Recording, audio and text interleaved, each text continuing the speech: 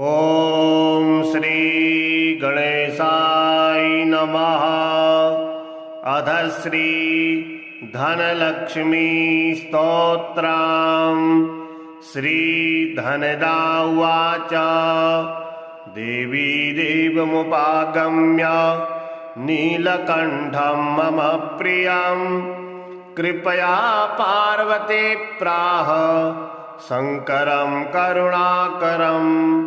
श्रीदेव्युवाच ब्रूहि वल्लभ साधूनां दरिद्राणां कुटुम्बिनां दरिद्रदलनोपाय मञ्जसेव धनप्रदम्।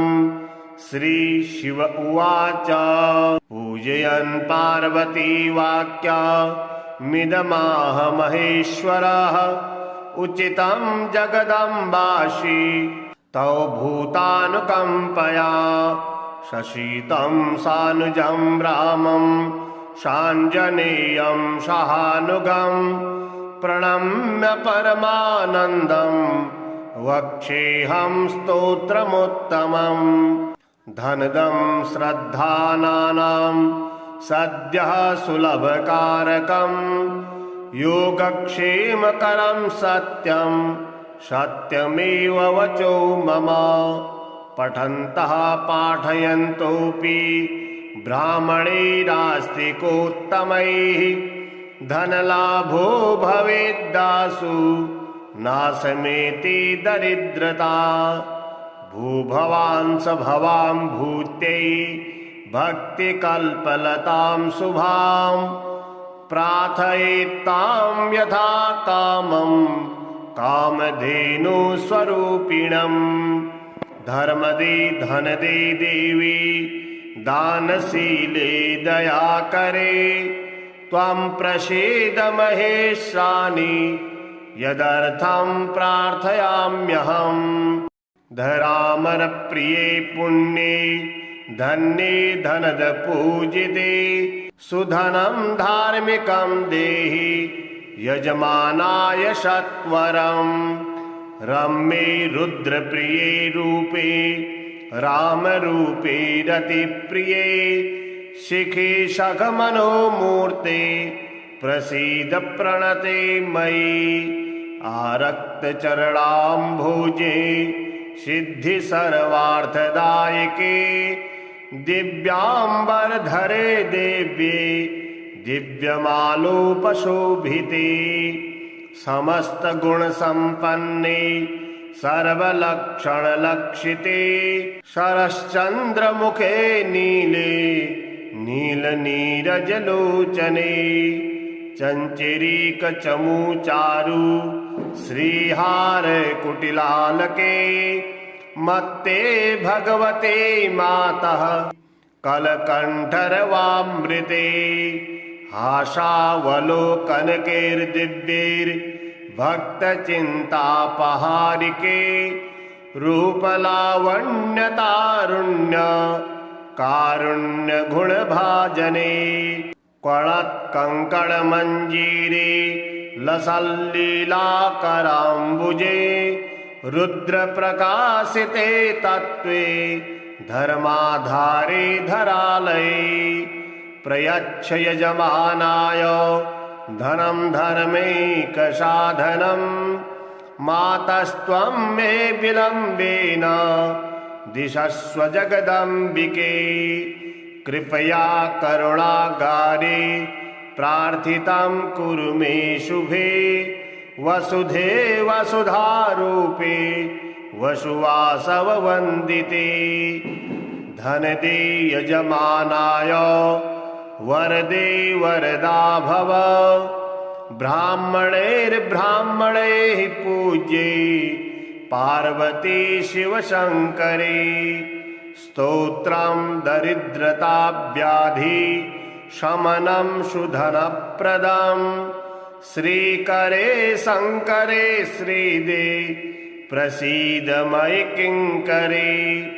पार्वतीश प्रसादेन सुरेश किङ्करीरितं श्रद्धया ये पठिष्यन्ति पाठयिष्यन्ति भक्तितः सहस्रमयुतं लक्षं धनलाभो भवेत् ध्रुवं धनदाय नमस्तुभ्यं निधिपद्माधिपाय च भवन्तु त्वत्प्रसादाम्ने धनधान्यादिसम्पदः। श्रीधनदा उवाच देवी देवमुपागम्य नीलकण्ठं मम प्रियं कृपया पार्वती प्राह शङ्करं करुणाकरं। श्रीदेव्युवाच ब्रूहि वल्लभ साधूनां दरिद्राणां कुटुम्बिनां दरिद्रदलनोपाय मञ्जसेव धनप्रदम्। श्रीशिव उवाच पूजयन् पार्वती वाक्या मिदमाह महेश्वरः उचितं जगदम्बासि तौ भूतानुकम्पया शशीतं सानुजं रामं शाञ्जनेयं सहानुगं प्रणम्य परमानन्दं वक्षेऽहं स्तोत्रमुत्तमम्। धनदं श्रद्धानानां सद्यः सुलभकारकं योगक्षेमकरं सत्यं सत्यमेव वचो मम। पठन्तः पाठयन्तोऽपि ब्राह्मणैरास्तिकोत्तमैः धनलाभो भवेद्दासु नाशमेति दरिद्रता।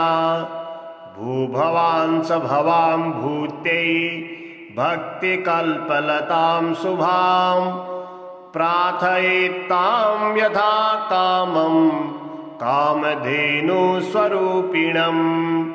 धर्मदे धनदे देवी दानशीले दयाकरे त्वं प्रसीद महेशानि यदर्थं प्रार्थयाम्यहम्। धरामरप्रिये पुण्ये धन्ये धनदपूजिते सुधनं धार्मिकं देहि यजमानाय सत्वरम्। रम्ये रुद्रप्रिये रूपे रामरूपे रतिप्रिये शिखे सखमनोमूर्ते प्रसीद प्रणते मयि। आरक्तचरणाम्भोजे सिद्धि सर्वार्थदायके दिव्याम्बरधरे देव्ये दिव्यमालोपशोभिते। समस्तगुणसम्पन्ने सर्वलक्षणलक्षिते शरश्चन्द्रमुखे नीले नीलनीरजलोचने चञ्चरीकचमूचारु श्रीहारकुटिलालके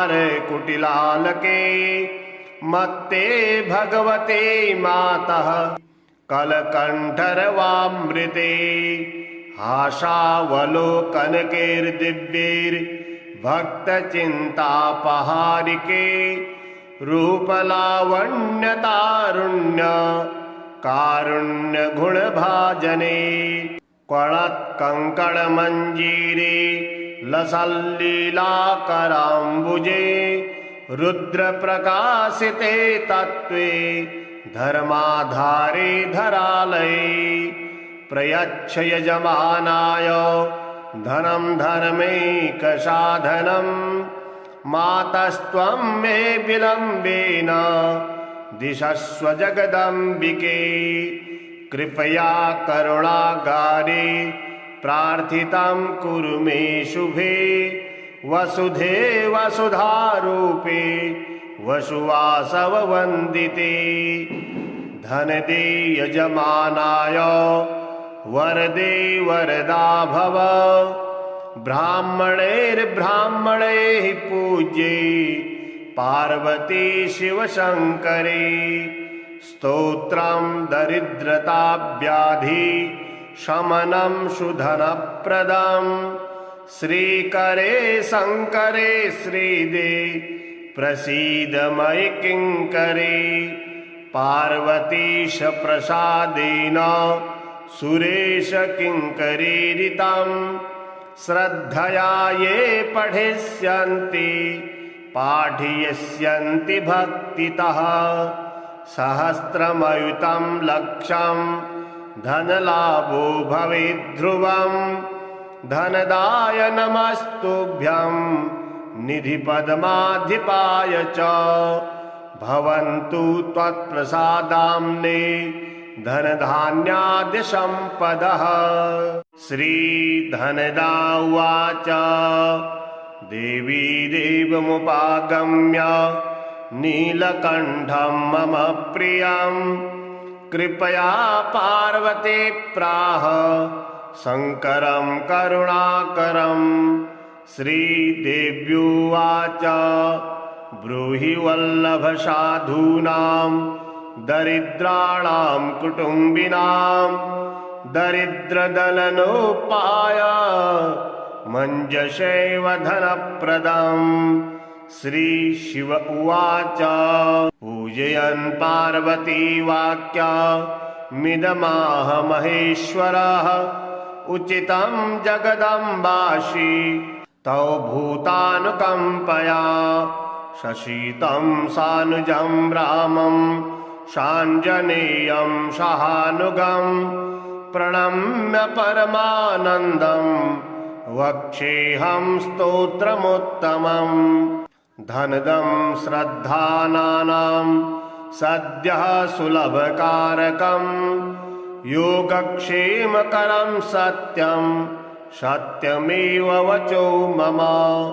पठन्तः पाठयन्तोऽपि ब्राह्मणैरास्तिकोत्तमैः धनलाभो भवेद्दासु नाशमेति दरिद्रता। भूभवांस भवां भूत्यै भक्तिकल्पलतां शुभां प्रार्थयेत्तां यथा कामं कामधेनुस्वरूपिणम्। धर्मदे धनदे देवी दानशीले दयाकरे त्वं प्रसीद महेशानि यदर्थं प्रार्थयाम्यहम्। धरामरप्रिये पुण्ये धन्ये धनदपूजिते सुधनं धार्मिकं देहि यजमानाय सत्वरम्। रम्ये रुद्रप्रिये रूपे रामरूपे रतिप्रिये शिखे सखमनोमूर्ते प्रसीद प्रणते मयि। आरक्तचरणाम्भोजे सिद्धि सर्वार्थदायके दिव्याम्बरधरे देव्ये दिव्यमालोपशोभिते। समस्तगुणसम्पन्ने सर्वलक्षणलक्षिते शरश्चन्द्रमुखे नीले नीलनीरजलोचने चञ्चरीकचमूचारु श्रीहारकुटिलालके मत्ते भगवते मातः कलकण्ठरवामृते। आशावलोकनकैर्दिव्यैर्भक्तचिन्तापहारिके रूपलावण्यतारुण्य कारुण्यगुणभाजने। क्वणत्कङ्कणमञ्जीरे लसल्लीलाकराम्बुजे रुद्रप्रकाशिते तत्त्वे धर्माधारे धरालये। प्रयच्छ यजमानाय धनं धर्मैकसाधनं मातस्त्वं मे विलम्बेन दिशस्व जगदम्बिके। कृपया करुणागारे प्रार्थितं कुरु मे शुभे वसुधे वसुधारूपे वसुवासववन्दिते। धनदे यजमानाय वरदे वरदा भव ब्राह्मणैर्ब्राह्मणैः पूज्ये पार्वती शिवशङ्करे। स्तोत्रं दरिद्रताव्याधि शमनं सुधनप्रदम् श्रीकरे शङ्करे श्रीदे प्रसीद मयि किङ्करे पार्वतीश प्रसादेन सुरेश किङ्करीरितं श्रद्धया ये पठिष्यन्ति पाठयिष्यन्ति भक्तितः सहस्रमयुतं लक्षं धनलाभो भवेद्ध्रुवं धनदाय नमस्तुभ्यं निधिपद्माधिपाय च भवन्तु त्वत्प्रसादाम्ने धनधान्यादिसम्पदः। श्रीधनदा उवाच देवी देवमुपागम्य नीलकण्ठं मम प्रियं कृपया पार्वती प्राह शङ्करं करुणाकरं। श्रीदेव्युवाच ब्रूहि वल्लभ साधूनां दरिद्राणां कुटुम्बिनां दरिद्रदलनोपाय मञ्जसेव धनप्रदम्। श्रीशिव उवाच पूजयन् पार्वती वाक्यमिदमाह महेश्वरः उचितं जगदम्बासि तौ भूतानुकम्पया शशीतं सानुजं रामं शाञ्जनेयं सहानुगं प्रणम्य परमानन्दं वक्ष्येऽहं स्तोत्रमुत्तमम्। धनदं श्रद्धानानां सद्यः सुलभकारकं योगक्षेमकरं सत्यं सत्यमेव वचो मम। पठन्तः पाठयन्तोऽपि ब्राह्मणैरास्तिकोत्तमैः धनलाभो भवेद्दासु नाशमेति दरिद्रता। भूभवांस भवां भूत्यै भक्तिकल्पलतां शुभां प्रार्थयेत्तां यथा कामं कामधेनुस्वरूपिणम्। धर्मदे धनदे देवी दानशीले दयाकरे त्वं प्रसीद महेशानि यदर्थं प्रार्थयाम्यहम्।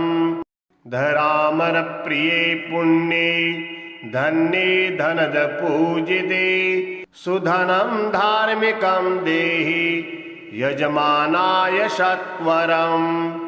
रम्ये रुद्रप्रिये रूपे रामरूपे रतिप्रिये शिखे सखमनोमूर्ते प्रसीद प्रणते मयि। आरक्तचरणाम्भोजे सिद्धि सर्वार्थदायके दिव्याम्बरधरे देव्ये दिव्यमालोपशोभिते समस्तगुणसम्पन्ने सर्वलक्षणलक्षिते शरश्चन्द्रमुखे नीले नीलनीरजलोचने चञ्चरीकचमूचारु श्रीहार कुटिलालके मत्ते भगवते मातः कलकण्ठरवामृते हासावलोकनकैर्दिव्यैर्भक्तचिन्तापहारिके रूपलावण्यतारुण्य कारुण्यगुणभाजने कणत्कङ्कणमञ्जीरे लसल्लीलाकराम्बुजे रुद्रप्रकाशिते तत्त्वे धर्माधारे धरालये प्रयच्छ यजमानाय धनं धर्मैकसाधनं मातस्त्वं मे विलम्बेन दिशस्व जगदम्बिके कृपया करुणागारे प्रार्थितं कुरु मे शुभे वसुधे वसुधारूपे वसुवासववन्दिते धनदे यजमानाय वरदे वरदा भव ब्राह्मणैर्ब्राह्मणैः पूज्ये पार्वती शिवशङ्करे स्तोत्रं दरिद्रताव्याधि शमनं शुधनप्रदं श्रीकरे शङ्करे श्रीदे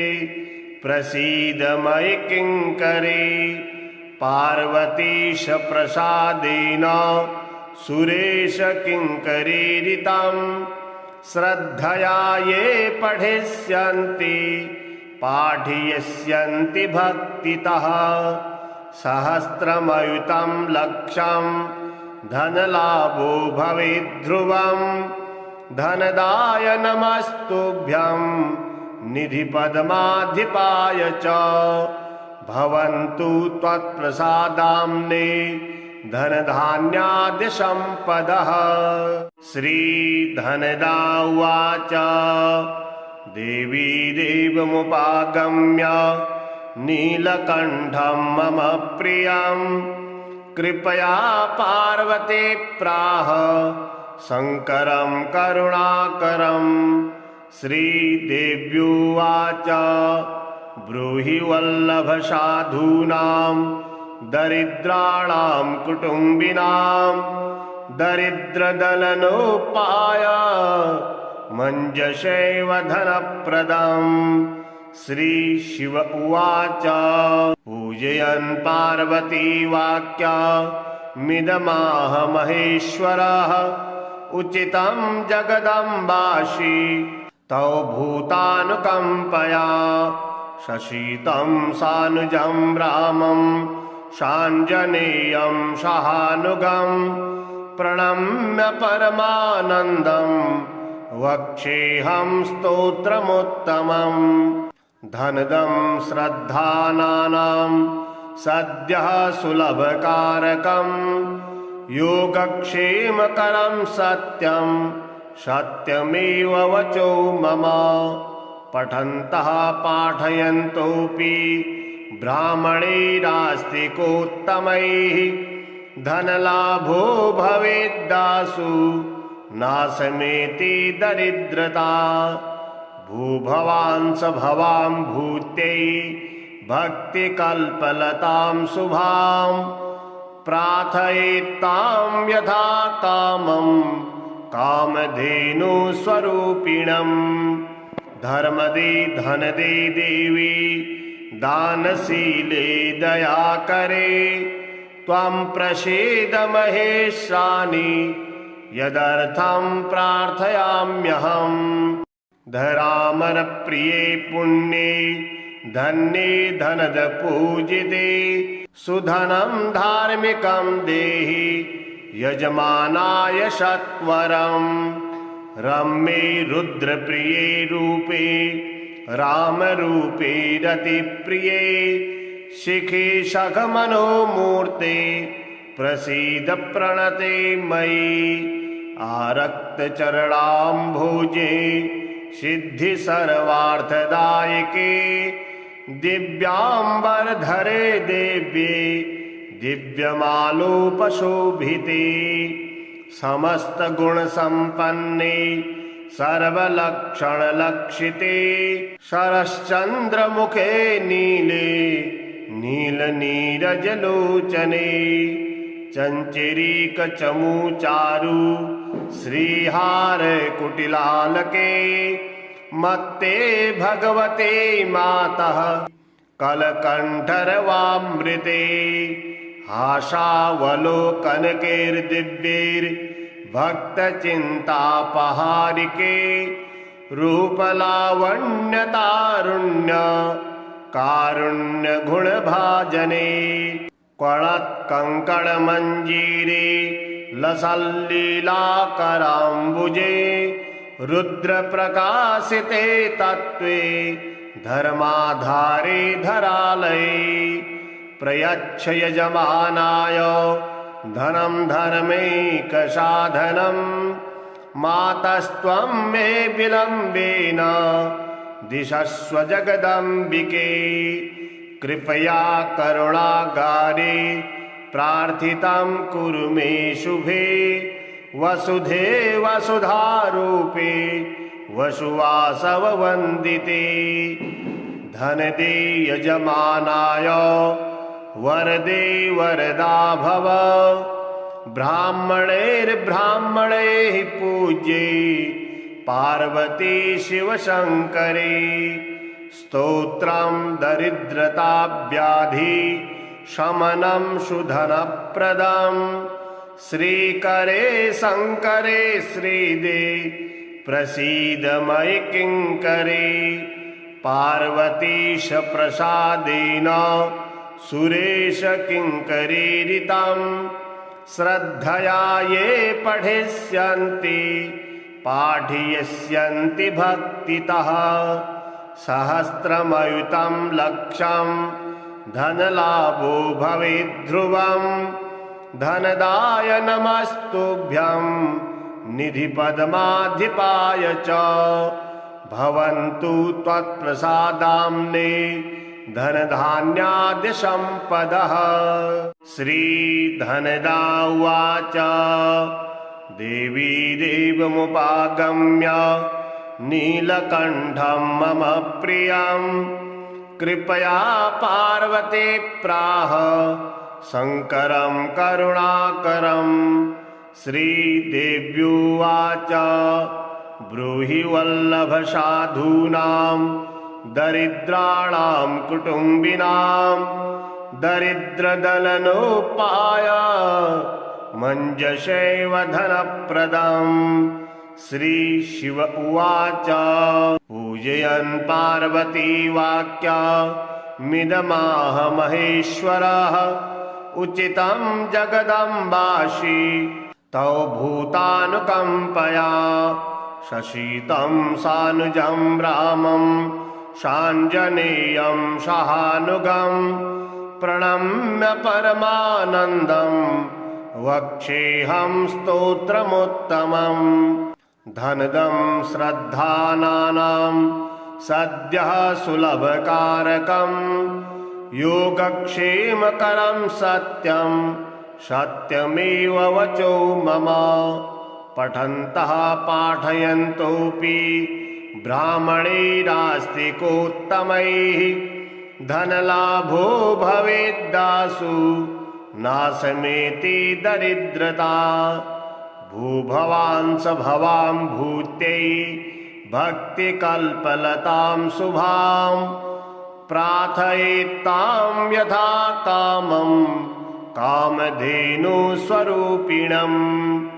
धर्मदे धनदे देवी दानशीले दयाकरे त्वं प्रसीद महेशानि यदर्थं प्रार्थयाम्यहम् धरामरप्रिये पुण्ये धन्ये धनदपूजिते सुधनं धार्मिकं देहि यजमानाय सत्वरम् रम्ये रुद्रप्रिये रूपे रामरूपे रतिप्रिये शिखे सखमनोमूर्ते प्रसीद प्रणते मयि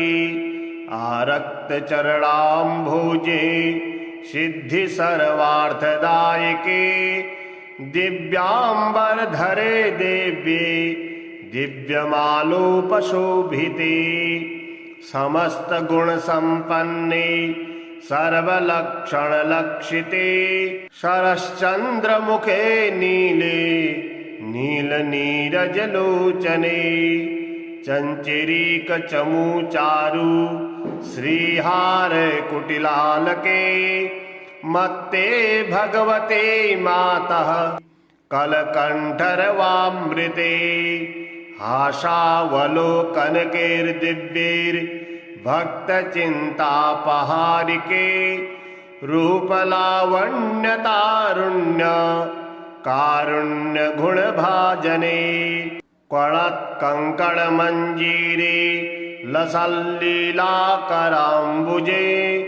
रुद्रप्रकाशिते तत्त्वे धर्माधारे धरालये प्रयच्छ यजमानाय धनं धर्मैकसाधनं मातस्त्वं मे विलम्बेन दिशस्व जगदम्बिके कृपया करुणागारे प्रार्थितं कुरु मे शुभे वसुधे वसुधारूपे वसुवासववन्दिते धनदे यजमानाय वरदे वरदा भव ब्राह्मणैर्ब्राह्मणैः पूज्ये पार्वती शिवशङ्करे स्तोत्रं दरिद्रताव्याधि शमनं सुधनप्रदं श्रीकरे शङ्करे श्रीदे प्रसीद मयि किङ्करे पार्वतीश प्रसादेन सुरेश किङ्करीरितं श्रद्धया ये पठिष्यन्ति पाठयिष्यन्ति भक्तितः सहस्रमयुतं लक्षं धनलाभो भवेत् ध्रुवं धनदाय नमस्तुभ्यं निधिपद्माधिपाय च भवन्तु त्वत्प्रसादाम्ने धनधान्यादिसम्पदः। श्रीधनदा उवाच देवी देवमुपागम्य नीलकण्ठं मम प्रियं कृपया पार्वती प्राह शङ्करं करुणाकरं श्रीदेव्युवाच ब्रूहि वल्लभ साधूनां दरिद्राणां कुटुम्बिनां दरिद्रदलनोपाय मञ्जसेव धनप्रदम् श्रीशिव उवाच पूजयन् पार्वती वाक्यमिदमाह महेश्वरः उचितं जगदम्बासि तौ भूतानुकम्पया शशीतं सानुजं रामं शाञ्जनेयं सहानुगं प्रणम्य परमानन्दं वक्ष्येऽहं स्तोत्रमुत्तमम् धनदं श्रद्धानानां सद्यः सुलभकारकं योगक्षेमकरं सत्यं सत्यमेव वचो मम पठन्तः पाठयन्तोऽपि ब्राह्मणैरास्तिकोत्तमैः धनलाभो भवेद्दासु नाशमेति दरिद्रता भूभवांस भवां भूत्यै भक्तिकल्पलतां शुभां प्रार्थयेत्तां यथा कामं कामधेनुस्वरूपिणं धर्मदे धनदे देवी दानशीले दयाकरे त्वं प्रसीद महेशानि यदर्थं प्रार्थयाम्यहम् धरामरप्रिये पुण्ये धन्ये धनद पूजिते सुधनं धार्मिकं देहि यजमानाय सत्वरम् रम्ये रुद्रप्रिये रूपे रामरूपे रतिप्रिये शिखे सखमनोमूर्ते प्रसीद प्रणते मयि आरक्तचरणाम्भोजे सिद्धि सर्वार्थदायके दिव्याम्बरधरे देव्ये दिव्यमालोपशोभिते समस्तगुणसम्पन्ने सर्वलक्षणलक्षिते शरश्चन्द्रमुखे नीले नीलनीरजलोचने चञ्चरीकचमूचारु श्रीहार कुटिलालके मत्ते भगवते मातः कलकण्ठरवामृते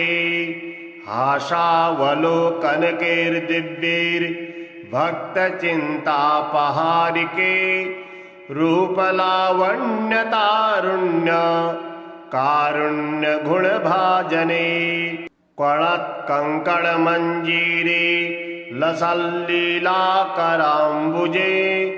रुद्रप्रकाशिते तत्त्वे धर्माधारे धरालये प्रयच्छ यजमानाय धनं धर्मैकसाधनं मातस्त्वं मे विलम्बेन दिशस्व जगदम्बिके कृपया करुणागारे प्रार्थितं कुरु मे शुभे वसुधे वसुधारूपे वसुवासववन्दिते धनदे यजमानाय वरदे वरदा भव ब्राह्मणैर्ब्राह्मणैः पूज्ये पार्वती शिवशङ्करे स्तोत्रं दरिद्रताव्याधि शमनं शुधनप्रदं श्रीकरे शङ्करे श्रीदे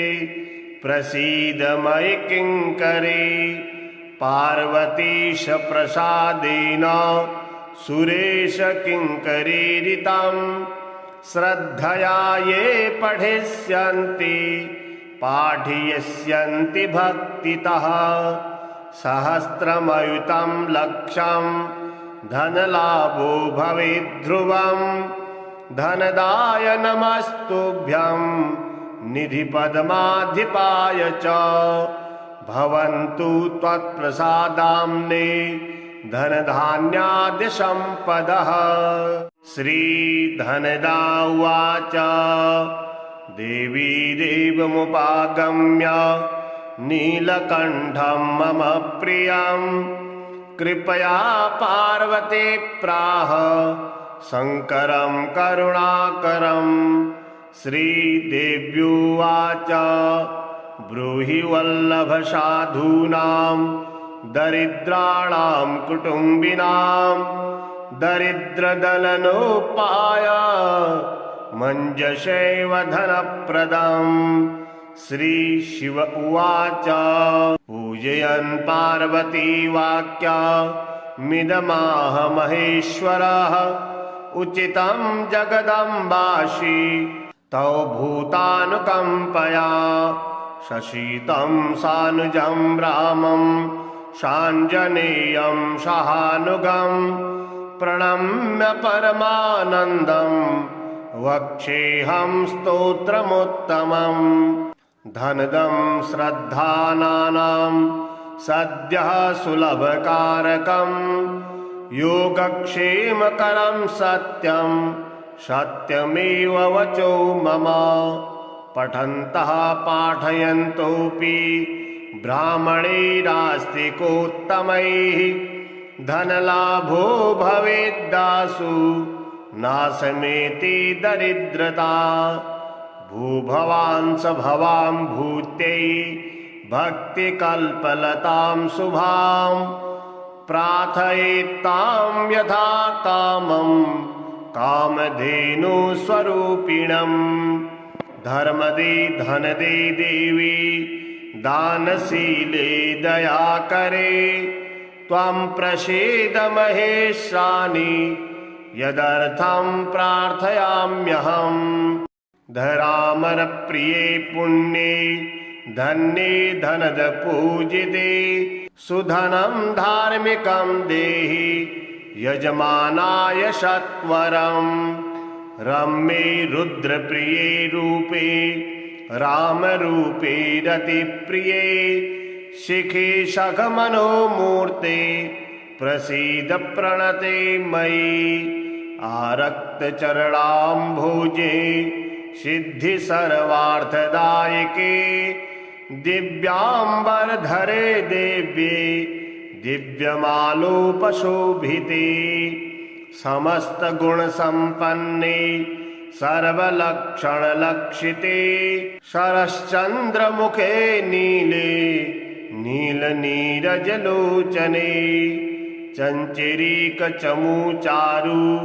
श्रीहारकुटिलालके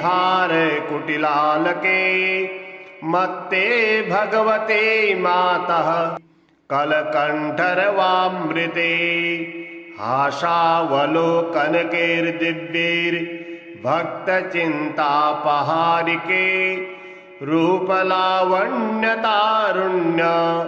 कारुण्यगुणभाजने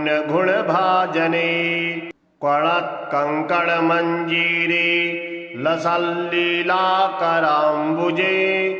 रुद्रप्रकाशिते तत्त्वे धर्माधारे धरालये प्रयच्छ यजमानाय धनं धर्मैकसाधनं मातस्त्वं मे विलम्बेन दिशस्व जगदम्बिके कृपया करुणागारे प्रार्थितं कुरु मे शुभे वसुधे वसुधारूपे वसुवासववन्दिते धनदे यजमानाय वरदे वरदा भव ब्राह्मणैर्ब्राह्मणैः पूज्ये पार्वती शिवशङ्करे स्तोत्रं दरिद्रताव्याधि शमनं सुधनप्रदं श्रीकरे शङ्करे श्रीदे प्रसीद मयि किङ्करे पार्वतीश प्रसादेन सुरेश किङ्करीरितं श्रद्धया ये पठिष्यन्ति पाठयिष्यन्ति भक्तितः सहस्रमयुतं लक्षं धनलाभो भवेत् ध्रुवं धनदाय नमस्तुभ्यं निधिपद्माधिपाय च भवन्तु त्वत्प्रसादाम्ने धनधान्यादिसम्पदः।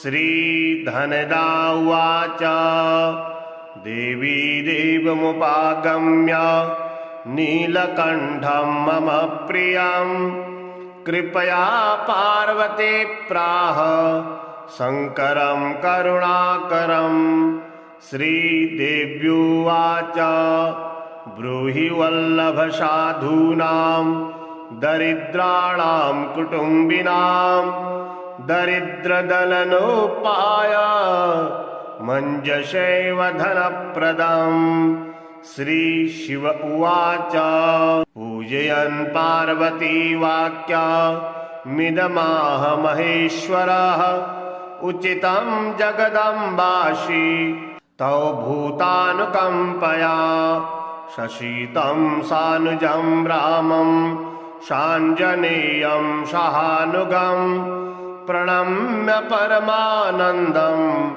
वक्ष्येऽहं स्तोत्रमुत्तमम् धनदं श्रद्धानानां सद्यः सुलभकारकं योगक्षेमकरं सत्यं सत्यमेव वचो मम पठन्तः पाठयन्तोऽपि ब्राह्मणैरास्तिकोत्तमैः धनलाभो भवेद्दासु नाशमेति दरिद्रता भूभवांस भवां भूत्यै भक्तिकल्पलतां शुभां प्रार्थयेत्तां यथा कामं कामधेनुस्वरूपिणं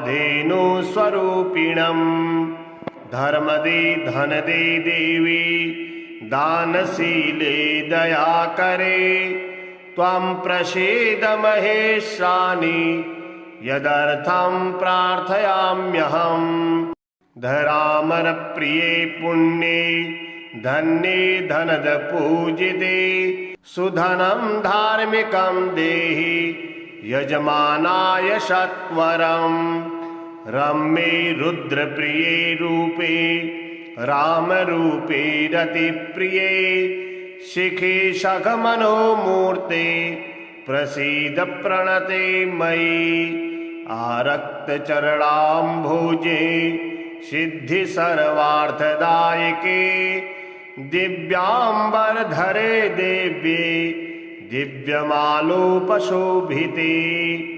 समस्तगुणसम्पन्ने सर्वलक्षणलक्षिते शरश्चन्द्रमुखे नीले नीलनीरजलोचने चञ्चरीकचमूचारु श्रीहार कुटिलालके मत्ते भगवते मातः कलकण्ठरवामृते